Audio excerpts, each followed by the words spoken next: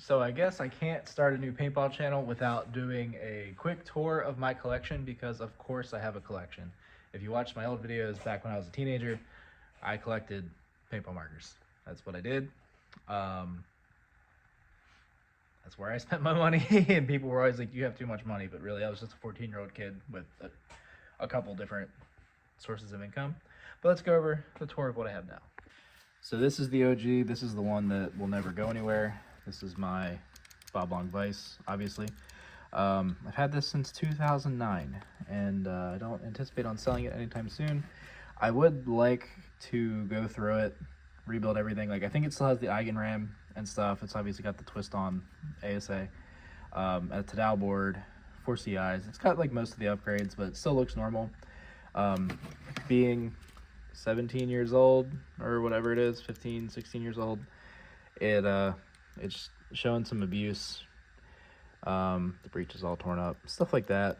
The eyes are dirty. I probably should take this apart and clean it. Maybe that'll be the next video. At some point I jammed this. I tried to take this grip frame apart, and I tried taking this screw out first, and I ended up like jamming the threads up in here, so whenever it comes apart it may end up needing to be like rethreaded here, which is gonna suck. That's gonna be a problem for my machinist, but I would love to do a full custom anodizing on this because this is my first like real gun other than the Dragon Intimidator I had, and I don't plan on getting rid of this at any point. Cause yeah, I've had it since I was 15. We have my 08 Ego that again kind of had this forever. I picked this up on ANS when they were like on sale at some point. I don't want to take it because it's gonna fall. But this has not been used much. Like, it still has the stickers on it. I think this has seen the field like 5 or 6 times max. Still have the matching barrel for this one, stuff like that. The Vice being autococker threaded, which this is too, it just gets whatever because I have other autococker stuff. This is a pro stock I picked up, so when I decided I'm getting back into playing, I started looking on Marketplace for stuff, and I found this pro stock with a tank with like 2 years left on hydro and a rotor for 200 bucks. So I bought that. The pro stock kind of worked, but then I took it apart because I wanted to steal the pneumatics for another gun, and I ended up not doing that. And then I bought upgraded pneumatics for it and just kind of gave up on it. I decided I'd rather sell it because I have too many for how little I play. So this is for sale. It's on eBay if anyone's interested. I picked up this SFT Shocker the other night. I picked this up last week, mostly because I had one just like it when I was in high school. It's got this little drop forward on it, quarter turn on off. It has been played with a lot. Like, it's wearing the anodizing off pretty much everywhere there's a contact point, which is kind of cool actually. It's got a nice weathered look, but I kind of overpaid for it. I thought because some vintage markers are worth more money, I assumed this would be worth a decent bit. I paid 300 bucks for it. It seems like that's about what it's worth. I thought I was getting a decent deal, but not really. But it does have the original Smart Parts box, which I think is pretty cool. We can move on. This is another one I've had for a long time. I don't know if I ever did videos about this on the old channel, but this is a half block, or I guess this is a mid block, Black Magic. Obviously pump converted. It's got a die regulator. Normally this has my Bob Long direct mount on it, which I'm currently using on this Alias that we'll talk about. It's got a CCM frame, CCM pump kit. I don't remember what spring and hammer setup I have in there. I think it's just regular War Games stuff. And this Labco barrel sizer is stuck on it.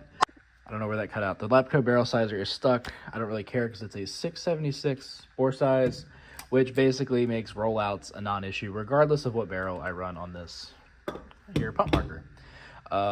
My newest acquisition, since I started playing again, I said I should probably buy one new reliable marker.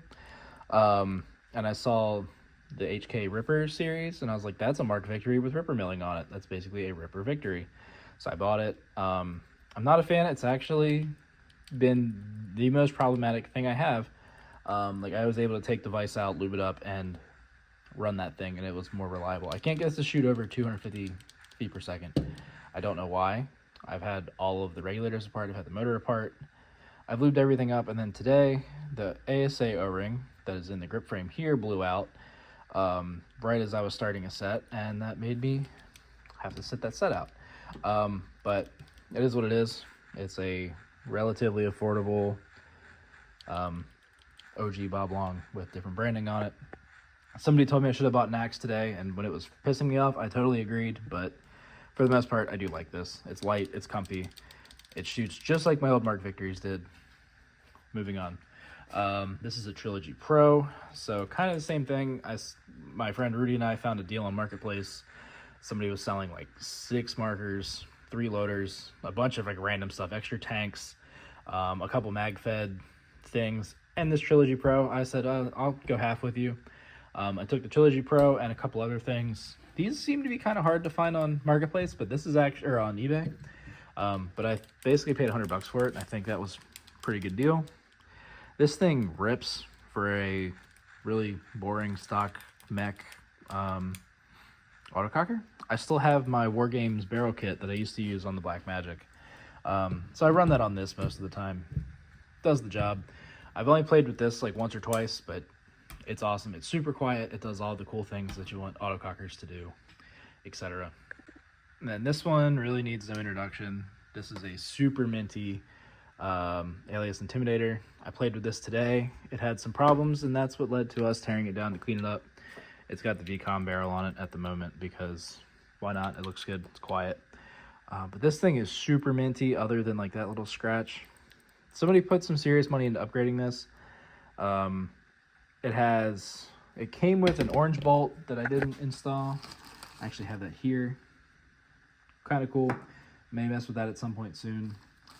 It's got an upgraded RAM, critical trigger, but I think the magnet fell out for the return.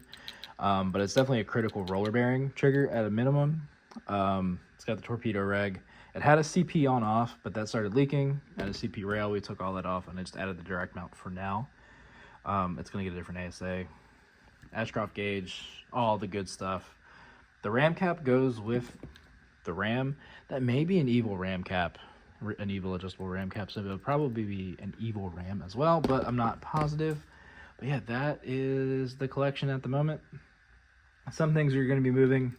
The Shocker and the Pro Stock most likely will be going. This I want to convert to an E-blade.